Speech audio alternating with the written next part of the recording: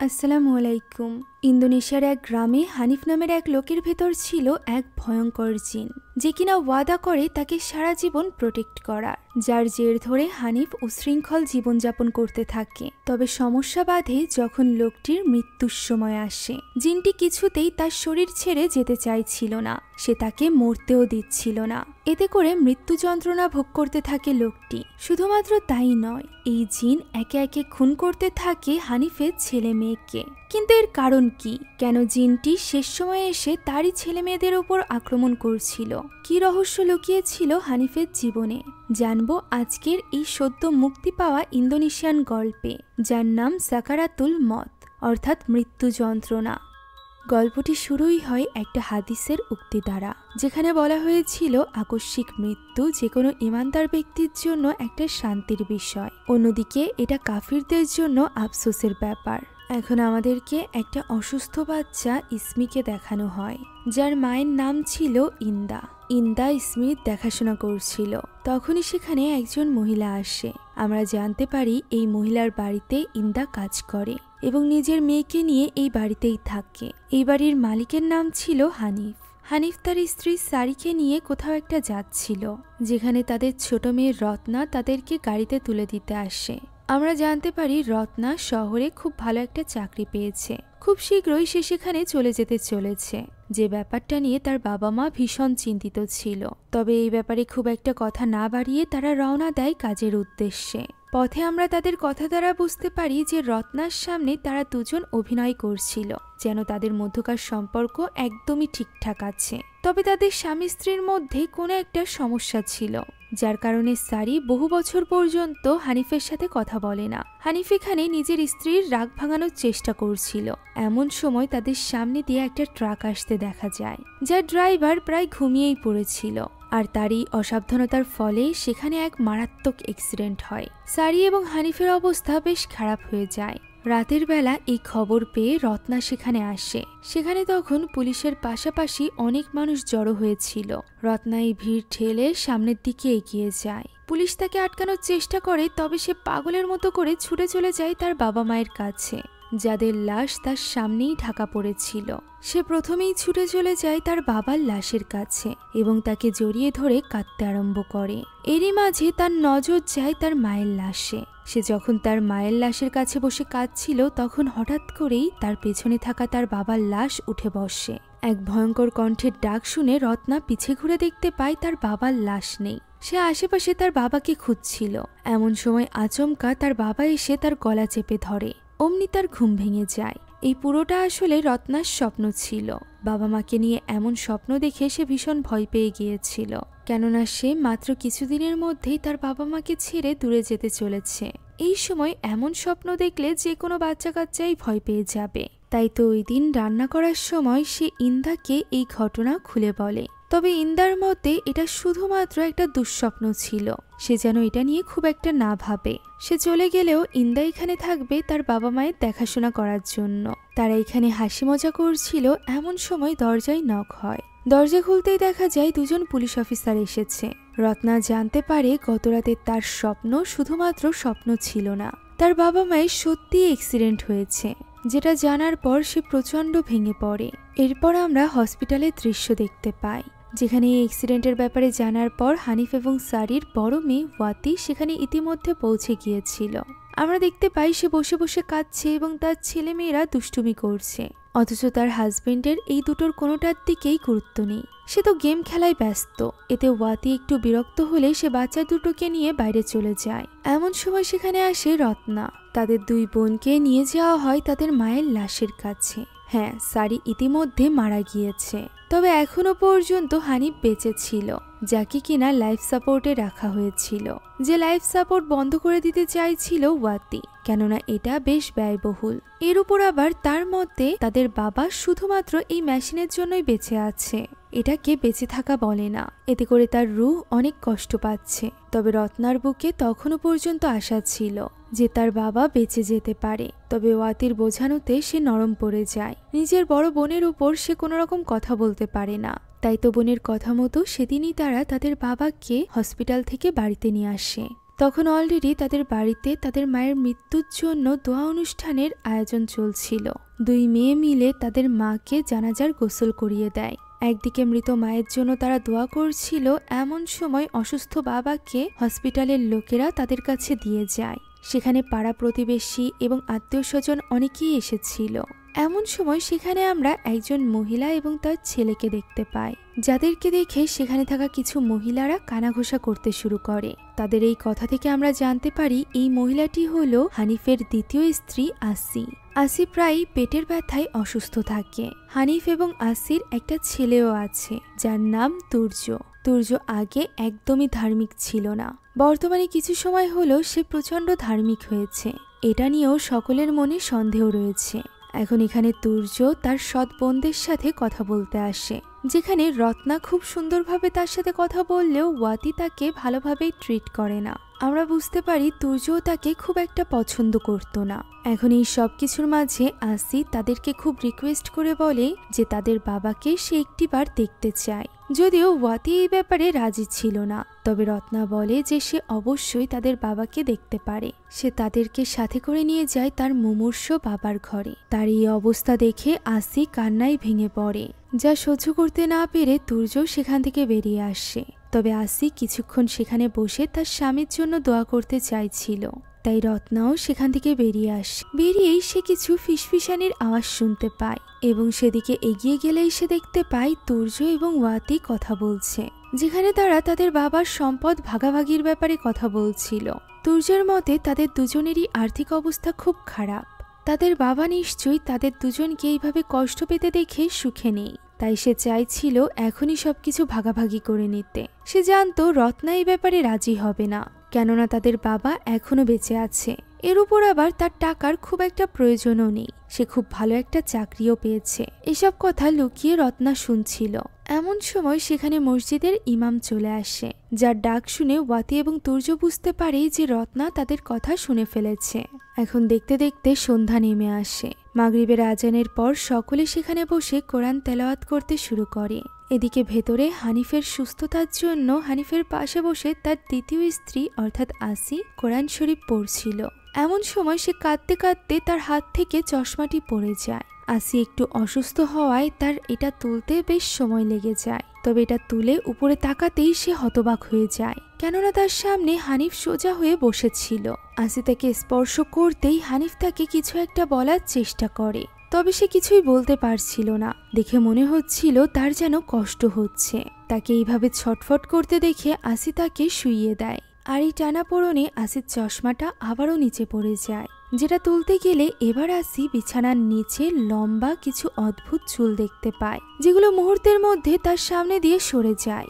এমন সময় হঠাৎই বিছানাটা কিছুটা ডেবে যায়, মনে হচ্ছিল বিছানা যেন ভেঙে গিয়েছে।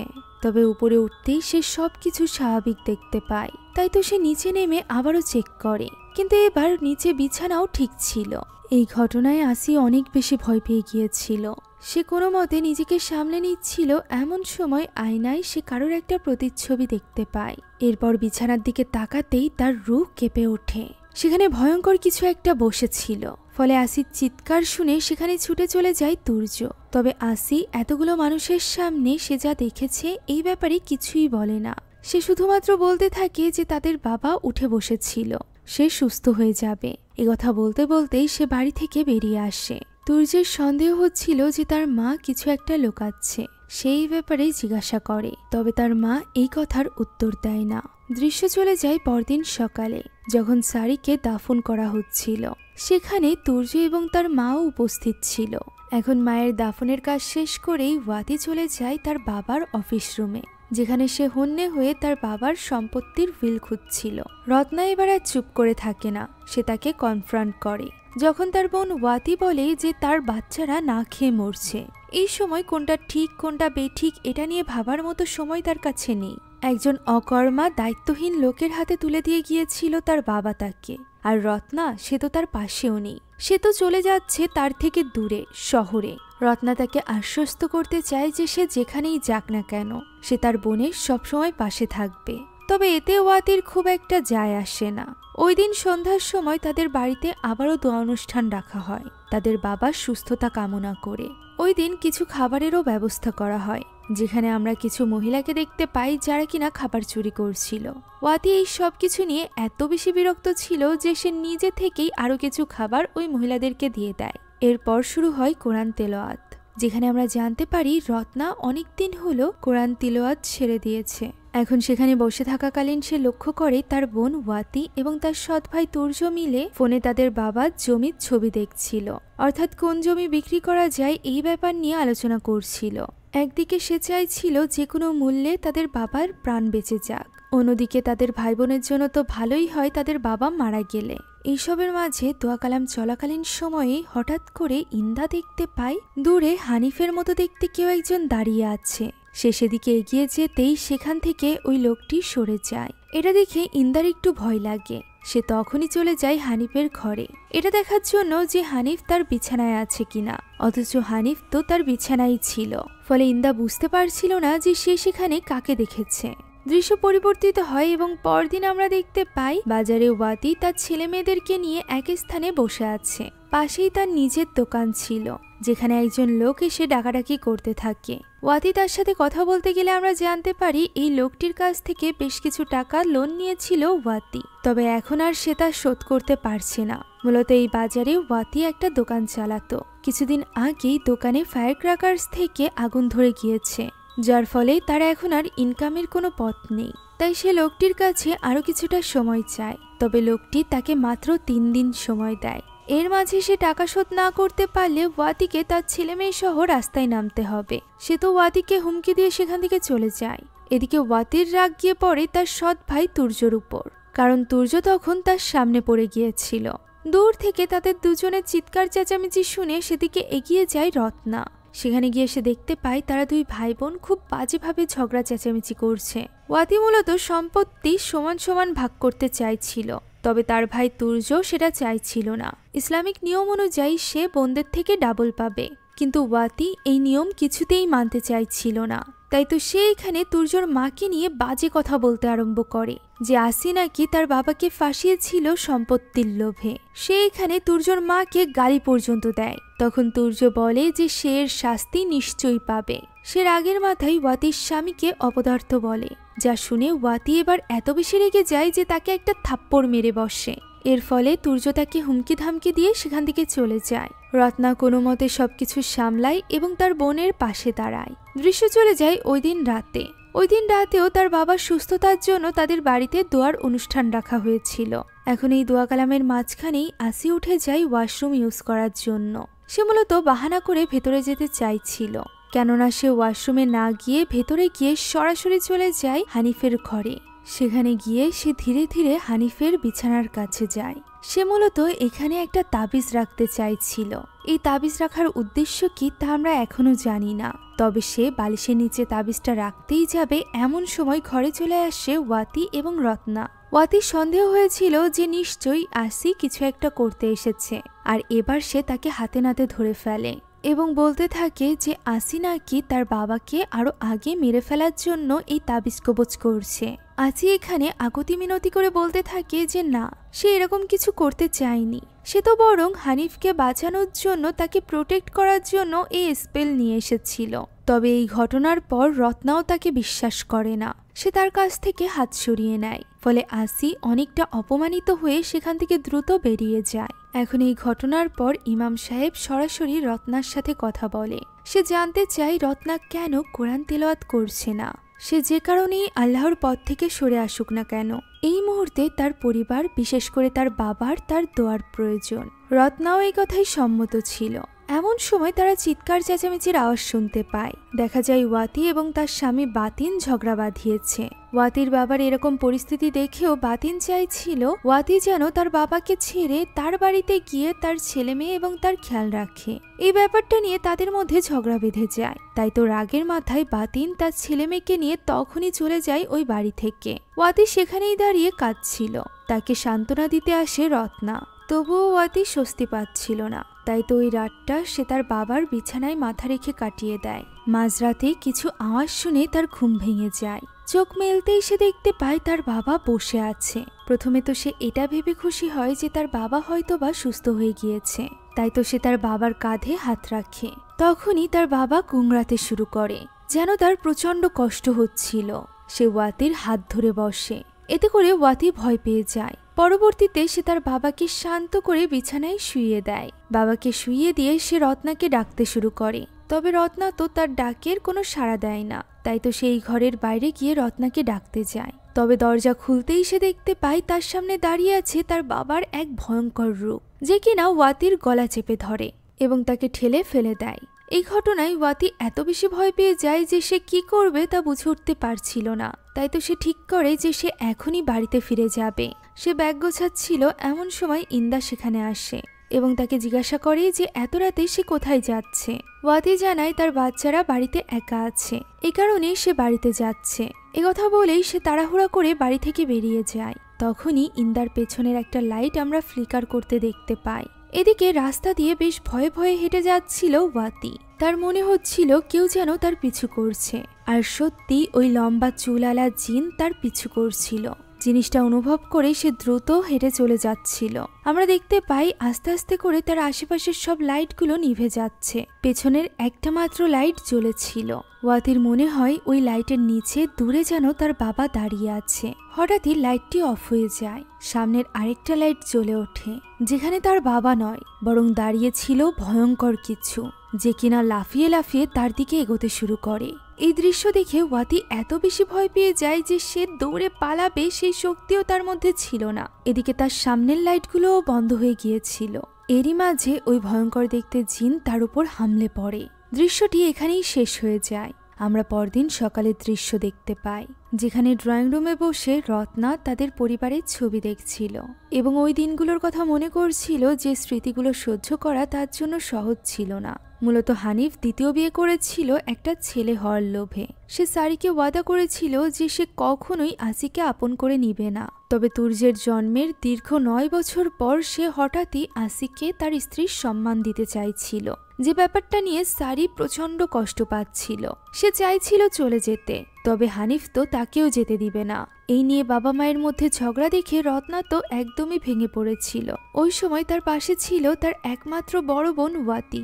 এইসবই সে মনে করছিল। এমন সময় তার কাছে ইন্দা দৌড়ে আসে এবং ওয়াতির নাম নিয়ে কাঁদতে শুরু করে, যা শুনে রত্না তার সাথে দৌড়ে চলে যায়। সাথে সাথে তার পরিবারের ফটোটি ভেঙে যায়। তারা দৌড়ে গিয়ে দেখতে পায় সেখানে ওয়াতির লাশ পড়ে আছে। কেউ যেন তার পেটে আঘাত করে তাকে মেরে ফেলেছে। মা মারা যাওয়ার পর বাবার এই অবস্থা, তার উপর আবার একমাত্র বড় বোনও মারা গেল। এতে করে রত্না একেবারেই একা হয়ে পড়ে।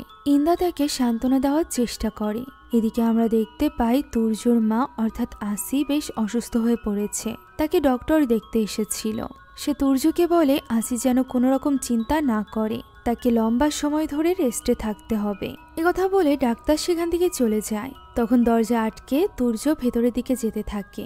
এমন সময় সে রান্নাঘরে কাউকে একটা দাঁড়িয়ে থাকতে দেখতে পায়। পরবর্তীতে দেখা যায় সেখানে কেউই নেই। এটাকে সে নিজের মনের ভুল মনে করে। এমন সময় সে নিজের ঘরের ভেতরে তার বাবাকে দাঁড়িয়ে থাকতে দেখতে পায়। তার বাবা আলমারির দিকে মুখ করে দাঁড়িয়েছিল। সে তার বাবাকে ডাকতে থাকে, তবে তার বাবা তার ডাকে সাড়া দেয় না। এমন সময় হঠাৎই হানিফের এক ভয়ানক রূপ তার উপর আক্রমণ করে এবং তাকে বলে যে সে তার জন্য আসতে চলেছে। একথা বলেই পরক্ষণেই সে গায়েব হয়ে যায়। তুর্য এইসবের কিছুই বুঝে উঠতে পারছিল না। এদিকে ওই দিন রাতে ওয়াতির দাফনের কাজ শেষ করার পর বাতিন আসে রত্নার সাথে কথা বলতে, যেখানে সে নিজের জীবনের সব বিফলতার দায়ভার ওয়াতিকে দিচ্ছিল।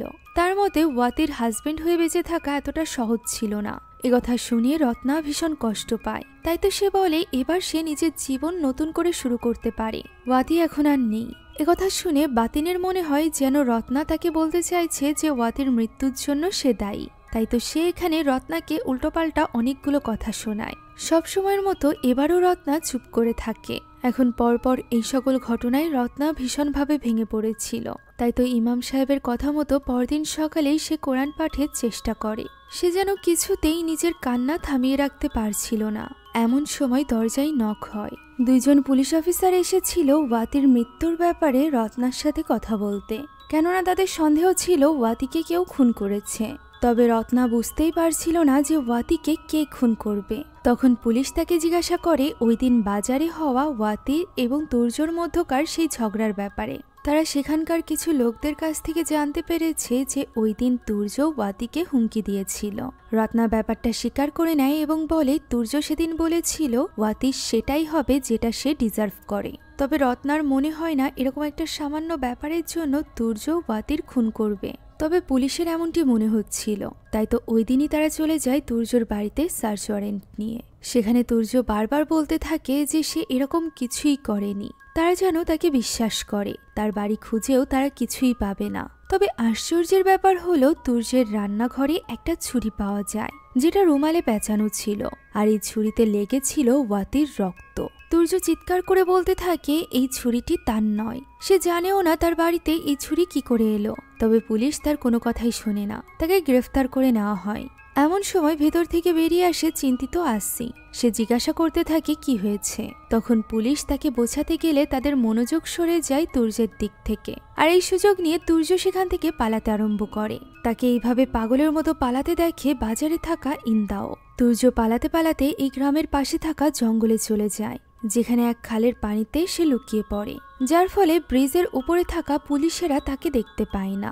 এই সুযোগে সে সেখান থেকে পালিয়ে একটা কাঠের গোডাউনে চলে আসে। অন্যদিকে ওই দিন রাতে আসি গিয়ে পৌঁছায় রত্নার সাথে দেখা করতে, যেখানে সে রত্নাকে খুবই গুরুত্বপূর্ণ কিছু একটা জানাতে চাইছিল।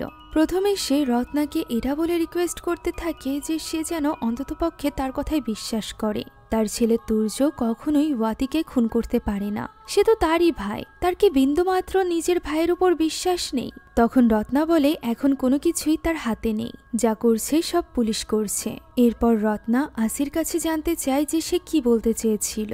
তখন আসি বলে যে সে যেটা বলতে যাচ্ছে সেটা হয়তোবা সে বিশ্বাস করতে পারবে না। সে বিশ্বাস করুক বা না করুক, এই ব্যাপারটা সত্য যে তার বাবার মধ্যে একটা জিন আছে, যে জিন লম্বা সময় ধরে তার বাবাকে রক্ষা করে আসছে বিভিন্ন রকম বিপদ থেকে। আর এই কথা তার বাবা নিজেই তাকে বলেছিল।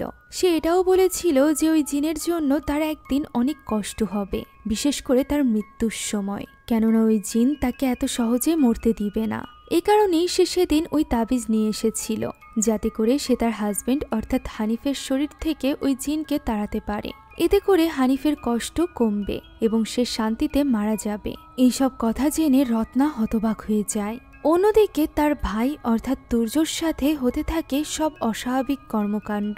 ওই ফ্যাক্টরির ভেতরে একজন লোক ছিল, যার রূপ নিয়ে ওই জিন তাকে জ্বালাতে শুরু করে। কখনো বা তার দিকে তেড়ে আসে, যা দেখে সে প্রচণ্ড ভয় পেয়ে যায়। এতে করে সে এতটাই ভয় পেয়ে গিয়েছিল যে সে আস্তে আস্তে করে পেছনের দিকে সরতে থাকে। তখনই দেখা যায় ওই জিনটা তার পেছনেই দাঁড়িয়ে আছে, যার এই ভয়ানক রূপ দেখে সে দৌড়ে ভয়ে বেরিয়ে আসে। আশেপাশের সবকিছু নিচে পড়ে ভাঙতে থাকে। এর ফলে তার পায়ের কিছুটা অংশ কেটে গিয়েছিল। সে বাইরে বসে নিজের পায়ের ওই কাটা অংশ দেখছিল। তখনই আচমকা ওই জিনের ভয়ানক হাত তার পা ধরে বসে এবং ভয়ানকভাবে হামাগুড়ি দিয়ে তার দিকে এগোতে থাকে। সে এতে করে ভীষণ ভয় পেয়েই যাচ্ছিল। এমন সময় তার কাছে চলে আসে ইন্দার ডাকে তার হুঁশ ফেরে। সে নিজের সামনে কাউকেই দেখতে পায় না। ওই সময় বাড়িতে রত্না একা একা ঘুমিয়েছিল। হঠাৎ করেই বাবার গুংরানির আওয়াজ শুনে তার ঘুম ভাঙে। সে ছুটে চলে যায় তার বাবার ঘরে, যেখানে তার বাবা ছটফট করছিল এবং বলছিল যে সে আর সহ্য করতে পারছে না, এবার যেন সে তাকে মরতে দেয়। তবে রত্না বলতে থাকে যে সে কিছুতেই হাল ছাড়বে না, সে যেন আর একটু সহ্য করে, কাল সকালেই সে তাকে হসপিটালে নিয়ে যাবে। তখন তার বাবা বেশ কড়া গলায় বলে যে তার সময় চলে এসেছে। এই ব্যাপারটা যেন এখন রত্না মেনে নেয়। সে যেন প্রমিস করে যে সে তাকে যেতে দিবে, সে তাকে বাঁচানোর আর কোনো চেষ্টা করবে না। বাবাকে এইভাবে কষ্ট পেতে দেখে রত্নাও এই ব্যাপারটা মেনে নেয়।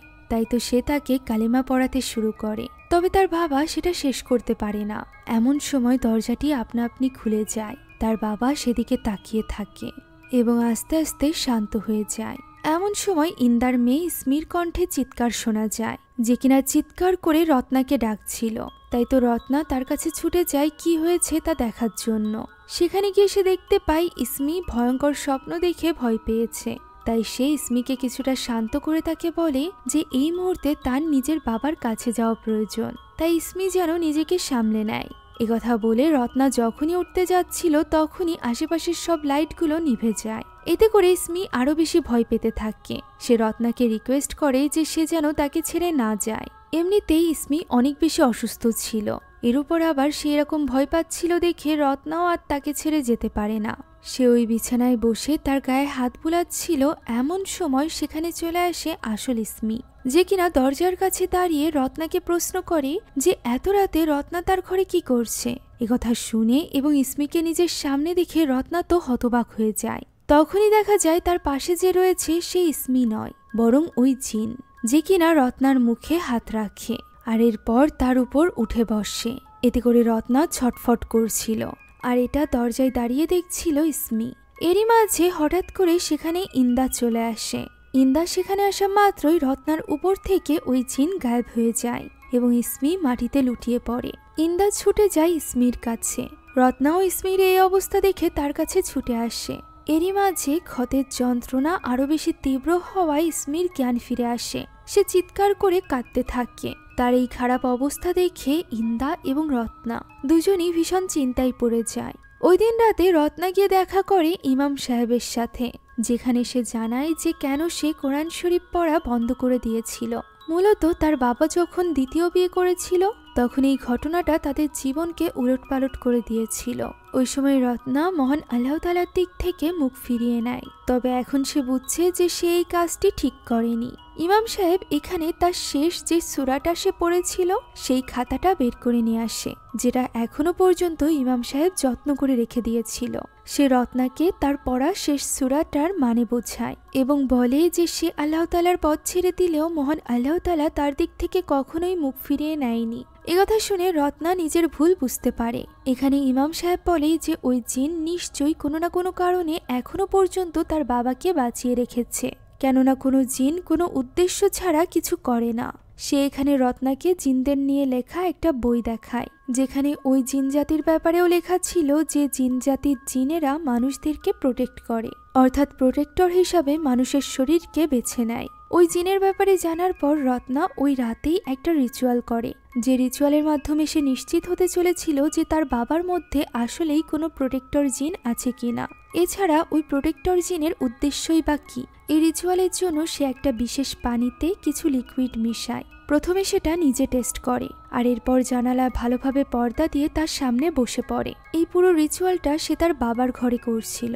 বাবার ঘরে জানালার সামনে বসে সে আরবিতে লেখা কিছু লাইন পড়তে থাকে, যা পড়া মাত্রই আশেপাশে প্রচণ্ড বাতাস শুরু হয়ে যায় এবং পানির পাত্রটি প্রচণ্ড কাঁপতে শুরু করে, যা দেখে ভয়ে রত্নাও এক পর্যায়ে এটা পড়া বন্ধ করে দেয়। এমন সময় সে হঠাৎই পাশ থেকে আওয়াজ শুনতে পায়। তাকাতেই দেখতে পায় তার বাবা বিছানায় উঠে বসেছে, যার পাশেই দাঁড়িয়ে আছে লম্বা ভয়ানক বিশাল আকৃতির এক জিন, যাকে দেখা মাত্রই রত্না ভয়ে চোখ ফিরিয়ে নেয় এবং ভয়ে ভয়ে জানতে চায় সে কে। তখনই আমরা দেখতে পাই রত্নার বাবা অর্থাৎ হানিফের চোখ সাদা হয়ে গিয়েছে।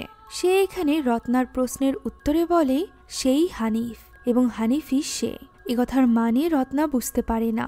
সে আস্তে আস্তে ঘুরে তাকায়, তবে তখনই সে দেখতে পায় যে তার বাবা তো ঘুমিয়ে আছে এবং তার আশেপাশেও কেউ নেই। তাই তো সে সাহস করে তার বাবার কাছে উঠে যায় এবং তাকে ডেকে দেখার চেষ্টা করে যে তার ভেতরে এখনোই জিন আছে কিনা। তবে তার বাবা তার ডাকের কোনো সাড়া দেয় না। এটা দেখে রত্না ওই ঘর থেকে চলে আসছিল, এমন সময় পেছন থেকে তাকে মেয়ে বলে তার বাবা ডাক দেয়। পেছনে ঘুরতেই ওই জিন তার উপর হামলে পড়ে। এতে করে রত্না প্রচণ্ড ভয় পেয়ে যায় এবং দৌড়ে ওই ঘর থেকে বাইরে চলে আসে। সে নিজের চোখকেও বিশ্বাস করতে পারছিল না যে সে কি দেখেছে। পরদিন সকালেই সে ইমাম সাফায়াতের সাথে দেখা করে এবং তাকে জানায় যে সে ঠিকই বলেছিল, সত্যি এই রিচুয়ালের ফলে ওই জিন তার সামনে এসেছিল। এখন ইমাম সাফায়াতের মতে তাদের আল্লাহ তাআলার কাছে সাহায্য চাওয়ার পাশাপাশি নিজেদের সর্বোচ্চ চেষ্টা করতে হবে ওই জিনকে হানিফের ভেতর থেকে বের করার। তা না হলে হানিফের মৃত্যু আরও বেশি যন্ত্রণাদায়ক হবে। ইতিমধ্যে সে বেশ কিছুদিন ধরে মৃত্যু যন্ত্রণা ভোগ করছে আজ রাতেই তারা এই ব্যাপারে ব্যবস্থা করবে। দৃশ্য পরিবর্তিত হয় এবং আমরা ইন্দাকে দেখতে পাই, যে কিনা খাবার নিয়ে গিয়ে দেখা করে তুর্যর সাথে। মূলত তুর্যকে গত 2 দিন ধরে লুকিয়ে থাকতে সাহায্য করছিল ইন্দা নিজেই। সেই তার জন্য খাবার আনছিল। সে আজও তার জন্য খাবার রান্না করে এনেছিল। তুর্য তার খাবার খেতে থাকে এবং বলতে থাকে যে সে ওয়াতিকে খুন করেনি। সে তো জানেও না ওয়াতি কিভাবে মারা গিয়েছে। সে এটাও জানে না যে ওই ছুরি কি করে তার বাড়িতে এলো। তখনই হঠাৎ করে ইন্দা কাঁদতে কাঁদতে তাকে সরি বলে, যা শুনে তুর্য অবাক হয়ে যায় যে ইন্দা কেন তাকে সরি বলছে। সে তো উল্টে তুর্যকে এত সাহায্য করেছে। তখনই আমরা অতীতের দৃশ্য দেখতে পাই, ওই রাতের দৃশ্য যে রাতে ওয়াতির খুন হয়েছিল। ওই জিন ওয়াতির উপর ঝাঁপিয়ে পড়লেও সে ওয়াতির কোনো রকম ক্ষতি করেনি, বরং ওয়াতি তো জিনের ভয়ে সেখান থেকে পালিয়ে যাচ্ছিল। এমন সময় আচমকাই একটা ছুরি নিয়ে তার পেটে ঢুকিয়ে দেয় ইন্দা। বোঝাই যাচ্ছিল ইন্দা ইচ্ছা করে ওয়াতিকে খুন করেছে। তবে ওয়াতিকে খুন করে যে তার ভালো লাগছিল এমনও কিছু না। এখন ওয়াতির খুনের পর সে ওই ছুরিটি একটা রুমালে পেঁচিয়ে রেখে আসে তুর্যদের বাড়িতে, যে কারণে তারা কেউই বুঝতে পারে না, কারণ ইন্দা আসির দেখাশোনার জন্য প্রায় তাদের বাড়িতে যাতায়াত করত। এখন এটা জানার পর তুর্য একেবারেই ক্ষেপে যায়। ইন্দা কাঁদতে কাঁদতে বলতে থাকে যে সে এটা ইচ্ছা করে করেনি, সে এই সব কিছু করেছে তার মেয়ে ইসমির জন্য। এছাড়া তার কাছে আর কোনো উপায় ছিল না। এই কথার কোনো মানেই তুর্য বুঝতে পারছিল না। সে তো রাগের মাথায় ইন্দাকে মারার জন্য তার গলা চেপে ধরে। এমন সময় হঠাৎই তার শরীর খারাপ করতে শুরু করে। সে বুঝতে পারছিল না যে তার খারাপ কেন লাগছে। তার চোখ যায় খাবারের দিকে। তার আর বুঝতে বাকি থাকে না যে এই খাবারে বিষ মিশিয়ে এনেছে ইন্দা। মুহূর্তের মধ্যে তার মুখ থেকে রক্ত বের হতে শুরু হয় এবং সে সেখানেই সাথে সাথে মারা যায়। এই দৃশ্য দেখে ইন্দা কাঁদতে থাকে এবং তার কাছে ক্ষমা চাইতে থাকে। তবে আমরা এখনো পর্যন্ত বুঝতে পারছিলাম না যে ইন্দা এমন কাজ কেন করছে, কেন সে পরপর 2টি মানুষকে খুন করলো, ওয়াতি এবং তুর্য। এখন এই ঘটনায় তুর্যর মা আসি ভীষণভাবে ভেঙে পড়ে। রত্নাও যখন তুর্যের এমন মৃত্যুর ব্যাপারে জানতে পারে তখন তারও খারাপ লাগে। সেও বুঝতে পারছিল না যে এইসবের পেছনে আসলে কে আছে, কে তার 2 ভাই বোনকে খুন করেছে। সে তো জানতই না খুনি তার বাড়িতেই থাকে, তার সাথেই। ওই রাতে ইন্দা ইসমির সেবা করছিল। এমন সময় হঠাৎ করেই সেখানে রত্না আসে এবং সে ইন্দাকে বলে যে সে ইমাম সাফায়াতের সাথে কিছু সময়ের জন্য দোয়া কালাম করবে। এই সময়ে ইন্দা যেন ঘরের বাইরে না আসে। ইন্দা জিজ্ঞাসা করে কিসের জন্য দোয়া কালাম। উত্তরে রত্না জানায় যাতে করে তাদের বাবা শান্তিমতো মরতে পারে। একথা বলেই সে দরজা আটকে সেখান থেকে চলে যায়। তবে আমরা বুঝতে পারি ইন্দা এই ব্যাপারে খুশি না। এদিকে রত্না এবং ইমাম সাফায়াত মিলে পানি তৈরি করে এবং হানিফকে বাইরে একটা খাটের উপর শুইয়ে দেয়। এরপর রত্না 1 গ্লাস পানি এবং সেই সাথে কিছু তরল পদার্থ নিয়ে আসে। তখন লুকিয়ে লুকিয়ে ইন্দা এই সব কিছু দেখছিল। সাফায়াত ওই তরল পদার্থগুলো পানির সাথে মিশিয়ে দেয় এবং বলে যদি তারা এই কাজে সফল হয় তাহলে এই পানি শেষ হয়ে যাবে। একথা বলে ইমাম সাফায়াত দোয়া পড়তে শুরু করে। অন্যদিকে রত্না তার বাবাকে গোসল করিয়ে দিতে থাকে ওই পবিত্র পানি দিয়ে। এই দোয়া দ্বারা 2টি কাজ হবে। এক তো হানিফের মধ্যে যদি কোনো জিন থেকে থাকে তাহলে সেটা বেরিয়ে যাবে এবং দ্বিতীয়ত হানিফের হায়াত যদি আল্লাহ কম রেখে থাকে তাহলে সে এখনই মারা যাবে। আর যদি ভাগ্যের লেখনে তার হায়াত আরো বেশি থাকে তাহলে সে পুরোপুরিভাবে সুস্থ হয়ে উঠবে। এখন হানিফের শরীরে পানি ঢালার সাথে সাথেই সে ছটফট করতে আরম্ভ করে। আশেপাশে বাতাস বইতে শুরু করে। এক পর্যায়ে তার শরীর হাওয়ায় ভাসতে থাকে। সে ছটফট করার সাথে সাথে ভেতর থেকে চিৎকার করতে থাকে ইসমির চিৎকার শুনে ইন্দা সেদিকে দৌড়ে চলে যায়। মেয়ের এই কষ্ট দেখে সে যেন সহ্য করতে পারছিল না। হানিফের যেমন কষ্ট হচ্ছিল ঠিক একইভাবে কষ্ট হচ্ছিল ইসমিরও। ধীরে ধীরে ইসমির ক্ষত আরো খারাপ রূপ ধারণ করে। এদিকে বাবার শরীরের এই দৃশ্য দেখে রত্না নিজেও ভয় পেয়ে যায়। তবে সাফায়েত তাকে থামতে নিষেধ করে। তারা যতই পানি ঢালছিল এবং দোয়া পড়ছিল ততই ওই গ্লাসের পানি শেষ হয়ে আসছিল। এক পর্যায়ে গ্লাসের পানি পুরোপুরিভাবে শেষ হয়ে যায়। হানিফের শরীরও ঠান্ডা হয়ে যায় এবং নিচে নেমে আসে। আশেপাশের বাতাসও থেমে যায়। এদিকে ইন্দার কোল থেকে তার একমাত্র সন্তান ইসমি লুটিয়ে পড়ে বিছানায়। এই দৃশ্য দেখে ইন্দার চোখ মুখে যেন আগুন জ্বলতে শুরু করে। অন্যদিকে ইমাম সাফায়াত বেশ খুশি ছিল। সে খুশি খুশি রত্নাকে জানায় যে তারা সফল হয়েছে। ওই জিন এখন তার বাবার শরীর থেকে বেরিয়ে গিয়েছে। এমন সময় সে পেছনে ইন্দাকে দেখতে পায় এবং রত্নাকে তার সামনে থেকে সরিয়ে দেয়, যার ফলে ইন্দা যে ছুরি নিয়ে রত্নার উপর হামলা করতে যাচ্ছিল সেটা ঢুকে যায় সাফায়াতের পেটে এবং সে মাটিতে লুটিয়ে পড়ে। ইন্দার এমন করার কারণ রত্না বুঝতে পারছিল না। সে ইন্দাকে এর কারণ জিজ্ঞাসা করলে ইন্দা কাঁদতে কাঁদতে বলে সে এই সব কিছু নিজের মেয়ে ইসমির জন্য করছে, যে কিনা আর কেউ নয় বরং রত্নার আপন বোন। যা শুনে রত্না হতভম্ব হয়ে যায়। দৃশ্য চলে যায় অতীতে। আমরা জানতে পারি আরও একবার হানিফ তার স্ত্রী সারিকে ধোঁকা দিয়েছিল। সে তাদের বাড়ির কাজের মহিলা ইন্দাকে প্রেগন্যান্ট করে দিয়েছিল। প্রথম ধোঁকা কোনো মতে সহ্য করে নিলেও সারি এই ধোঁকা কিছুতেই মেনে নিতে পারেনি। এ কারণে এরপর থেকেই সে হানিফের সাথে কথা বলা বন্ধ করে দিয়েছিল। সে ইন্দাকেও ভালো চোখে দেখতে পারছিল না, তবে সে ইন্দাকে ফেলতেও পারে না। ইন্দা জন্ম দেয় ইসমির। ইসমি ছোটবেলা থেকে অসুস্থ ছিল না, সে সুস্থ সবলভাবেই বড় হচ্ছিল। তবে ইসমি এবং ইন্দার প্রতি হানিফের এই ভালোবাসা কিছুতেই সহ্য করতে পারছিল না সারি। তাই তো মনের দুঃখে সারি এবার কালো জাদুর শরণাপন্ন হয়। সে প্রথমে নিজের হাজবেন্ড হানিফের উপর কালো জাদু করতে চাইছিল, তবে কবিরাজ তাকে জানায় যে কোনো শক্তিশালী জিন তাকে প্রোটেক্ট করছে। তার উপর কালো জাদু করতে গেলে তারা নিজেরাই বিপদে পড়বে। তাই এবার প্রতিশোধ প্রবণতায় সারি ইসমিকে বেছে নেয়। সে ইসমির উপর এক ভয়ঙ্কর কালো জাদু করে, যার ফলে সে হয়ে পড়ে প্রচণ্ড অসুস্থ। হানিফ জানত সারি তার উপর কালো জাদু করেছে, তবে যেহেতু সে সারির সাথে অন্যায় করেছিল তাই সে সারিকে এই ব্যাপারে কিছু বলতেও পারছিল না। সে বরং ইন্দাকে প্রমিস করে যে সে নিজের জিনকে খুব শীঘ্রই ইসমির মধ্যে ট্রান্সফার করে দিবে। এতে করে ইসমি সুস্থ হয়ে উঠবে, কালো জাদু তার উপর থেকে সরে যাবে। এই ব্যাপারে সে যেদিন ইন্দাকে প্রমিস করেছিল সেই দিনই তাদের অ্যাক্সিডেন্ট হয়ে যায় এবং সারি মারা যায়। হানিফেরও জ্ঞান ছিল না। এখন জীবিত থাকাকালীন হানিফ চাইলেই তার যে কোনো সন্তানের মধ্যে এই জিনকে ট্রান্সফার করতে পারবে।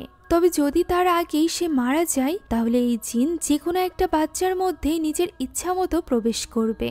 আর যেহেতু ইসমিকে বাঁচাতে গেলে ওই জিনকে তার মধ্যে আনতেই হবে, তাই ইন্দা এবার একে একে হানিফের ওই বাচ্চাদেরকে মারতে শুরু করে যাদেরকে ওই জিন বেছে নিচ্ছিল। জিন প্রথমে বেছে নিয়েছিল ওয়াতিকে, যে জিনিসটা ওই রাতেই বুঝে গিয়েছিল ইন্দা। তাই তো সে আর এক মুহূর্তও দেরি করেনি, সে ওয়াতিকে মেরে ফেলে। এরপর জিন বেছে নিয়েছিল তুর্যকে। তুর্যকে সে বারবার দেখা দিচ্ছিল এবং তার মধ্যে প্রবেশ করার চেষ্টাও করেছিল, যে রাতে তার কাছে গিয়ে পৌঁছেছিল ইন্দা। আর এটাই কারণ ছিল ইন্দার তুর্যকে মেরে ফেলার। আর যেহেতু কখনো ওই জিন রত্নাকে বেছে নেয়নি, তাই ইন্দার তাকে মেরে ফেলার প্রয়োজনও হয়নি। তবে এখন যেহেতু হানিফ প্রায় মারা যাচ্ছে এবং তার ভেতর থেকে ওই জিন বের হয়ে যাচ্ছে, তাই এই মুহূর্তে ইসমিকে বাঁচাতে হলে তাকে রত্নাকে মারতেই হবে। তার হাতে বেশি সময় নেই এটা ভাবার জন্য যে জিন কাকে বেছে নিবে। একথা বলেই সে হামলে পড়ে রত্নার উপর। রত্নাও প্রাণপণে লড়াই করতে থাকে নিজেকে বাঁচানোর জন্য, তবে এতে খুব একটা লাভ হয় না। লড়াইয়ের এক পর্যায়ে ইন্দা ঠিকই তার ভেতরে ওই ছুরি ঢুকিয়ে দেয়, তাও একবার নয় বরং দুইবার। রত্না আহত হওয়ার সাথে সাথেই ওই গ্লাসটি ভেঙে যায়। আমরা দেখতে পাই হানিফের শরীরে আবারও জান ফিরে এসেছে।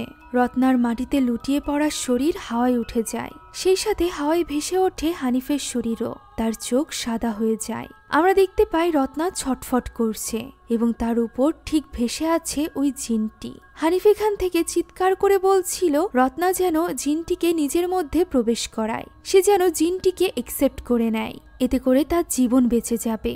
অর্থাৎ এবার হানিফ স্বেচ্ছায় নিজের জিনকে ট্রান্সফার করে দিচ্ছিল তার মেয়ে রত্নার ভেতরে। আর এটা হয়েও যায়, রত্না ওই জিনকে একসেপ্ট করে নেয়। সাথে সাথে হানিফের শরীর মাটিতে লুটিয়ে পড়ে এবং রত্না উঠে দাঁড়ায়। তার ভেতরে প্রবেশ করে এখন ওই জিন পুরোপুরি শক্তিশালী হয়ে উঠেছিল। তার এই ভয়ানক রূপ দেখে ইন্দা ভয় পেয়ে যায়। রত্না এবার ছুরি নিয়ে প্রস্তুত হয় ইন্দার উপর হামলা করতে, যা দেখে ইন্দা ভয়ে ছুটতে আরম্ভ করে। তবে রত্নার ভেতরকার জিন তো প্রচণ্ড ভয়ঙ্কর ছিল। সে আশেপাশের সব জিনিস ছুঁড়ে ফেলছিল।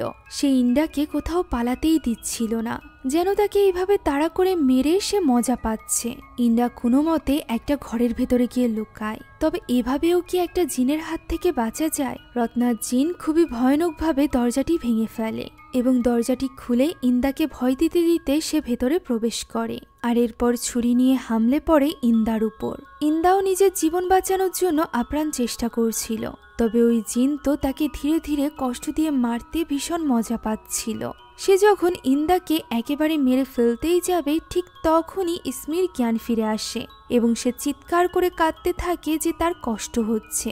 যা শুনে জিনের নজর চলে যায় ইসমির দিকে। সে বুঝতে পারে ইন্দাকে কষ্ট দিতে হলে ইসমিকে কষ্ট দিতে হবে। এখন আপনাদের মনে প্রশ্ন আসতে পারে এই জিন কেন ইন্দাকে কষ্ট দিতে চাইছে? কেননা এই জিনের বর্তমান মালিক অর্থাৎ রত্নাকে মারার চেষ্টা করেছিল ইন্দা, যেটা কোনো রক্ষক জিনই মেনে নিতে চায় না, যেমনটি ওই কবিরাজ বলেছিল। এই ভয়েই তো কবিরাজ সেদিন সারির কথা মতো হানিফের উপর কালো জাদু করেনি, বরং করেছিল ইসমির উপর। এখন ওই জিন ইন্দাকে আহত করে এগিয়ে যায় ইসমির দিকে, যা দেখে ইন্দা ছটফট করতে থাকে। তার শক্তি ছিল না ওই জিনকে আটকানোর। সে অনুরোধ করতে করতে হামাগুড়ি দিতে দিতে জিনের পিছে পিছে আসে ইসমির ঘর পর্যন্ত, যেখানে অলরেডি পৌঁছে গিয়েছিল ওই জিন। তবে ইসমি তো সেখানে রত্নাকে দেখতে পাচ্ছিল, তাই সে রত্নাকে বারবার বলছিল যে তার কষ্ট হচ্ছে, সে যেন তাকে এই কষ্ট থেকে মুক্তি দেয়। এখন এই ঘরে যতক্ষণে ইন্দা পৌঁছায় সে দেখতে পায় ইসমিকে কোলে নিয়ে বসে আছে রত্না এবং তার পেছনে ছুরি ধরে বসে আছে ওই জিন। এই দৃশ্য দেখে ইন্দা ভীষণ ভয় পেয়ে যায়। সে কাঁদতে কাঁদতে অনুরোধ করতে থাকে যেন ওই জিন তার জীবন নেয়, তবু এর বদলে সে যেন ইসমিকে ছেড়ে দেয়, ইসমির কোনো ক্ষতি সে যেন না করে। তখন রত্নার ভেতরকার ওই জিন ইসমিকে কানে কানে বলে যে এই কাজটি তাকে কষ্ট দিবে, তবে এতে করে সে পুরোপুরিভাবে সুস্থ হয়ে যাবে। একথা বলেই সে ইসমির হাতের একটা অংশ কাটতে আরম্ভ করে।